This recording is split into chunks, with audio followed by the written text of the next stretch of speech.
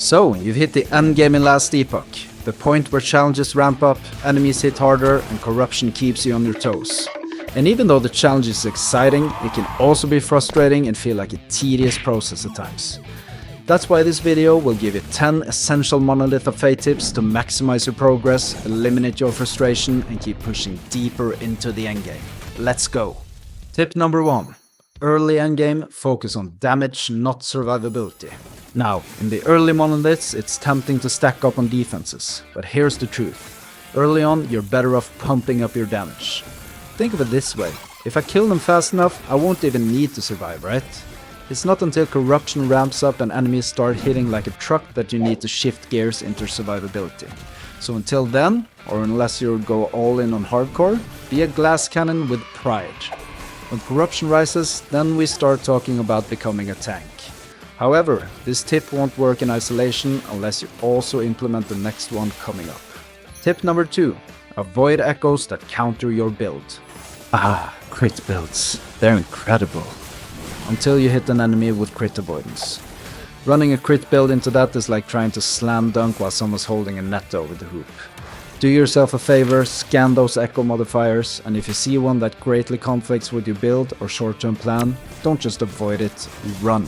Dodging enemy buffs that counter your build is a must, especially as corruption grows. These can last for several echoes and be a real pain to go through. Be picky and save your energy for the enemies who actually care about how great your build is. There are exceptions to this tip though, which we'll cover up next. Tip number 3. Echo web strategy. Plan your path wisely. Every echo has a reward. Some are great, some are, well, let's say less great. So here's the trick. Don't just dive into every echo at random. Plan your path to chain nodes with valuable rewards, like those juicy unique items or exalted echoes. It's a bit like a scavenger hunt, except instead of a prize basket, you're gunning for endgame gear. So don't get lured in by every shiny object. Pick a route that gives the best rewards for the least risk and save yourself a lot of wasted time. Even if it means sometimes breaking the previous tip of staying clear of echoes that is a disadvantage to your specific build. Tip number 4. Glyph of Envy, your shortcut to more stability. Here's a little endgame secret weapon, the Glyph of Envy. Think of it as your backstage pass to extra stability in the monolith, letting you get to those bosses faster without the usual grind. This glyph boosts your stability gain, meaning fewer echoes needed to reach those bosses. Bosses drop some of the game's best loot and yield Gazes of Orbis, which let you increase corruption faster, meaning more efficient progress for your character. So the next time you see a Glyph of Envy, treat it like the rare gem it is, and don't be afraid to use it. However, the next tip will show you not to go overboard with it. Tip number 5, stack Gazes of Orbis, but don't go past 4. Gaze of Orbis is like endgame rocket fuel for corruption. It lets you rack up corruption fast, which boosts item rarity and experience gained.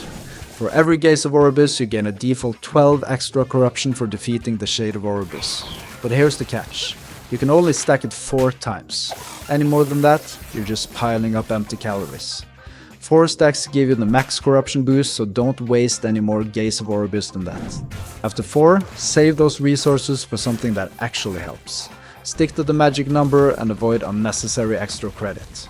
This leads us to our next tip, which is highly related. Tip number 6. Use Harbinger Needles to farm Gazes of Orbis. So, speaking of Gaze of Orbis, want more of them? Meet the Harbinger Needle Idol. Obtained from defeating Harbinger bosses, this thing boosts the amount of Gazes you gain when defeating the timeline boss, meaning more corruption faster. Think of it as a friend who always knows a guy. Harbinger Needle is your hookup for faster scaling and bigger rewards. If you're serious about endgame corruption farming, equip this idol and let the corruption stacking begin.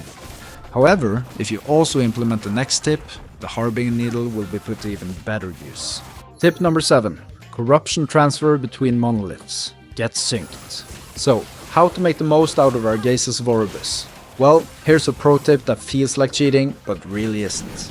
After one echo in a different monolith, you can sync its corruption to match your highest corruption monolith by immediately defeating Shade of Orbis. It's a quick way to get all your monoliths aligned without having to start from scratch every time you change zones. Combine this with Gazes of Orbis by using Glyph of Envys and defeating the timeline boss, and you can go from monolith to monolith and greatly increase the corruption in an efficient manner. Here you can see the Glyph of Envy in use. We use it a couple of times and check the timeline stability. We then do one single echo to reach the stability requirement for the timeline boss, before finally defeating it to gain the Shade of Orbis. We can repeat this process with each Glyph of Envy until we gain 4 Gazes of Orbis.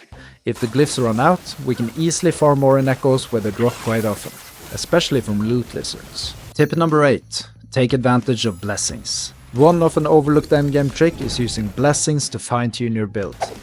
When you defeat a monolith boss, you earn a choice of blessings, which gives your character a permanent buff.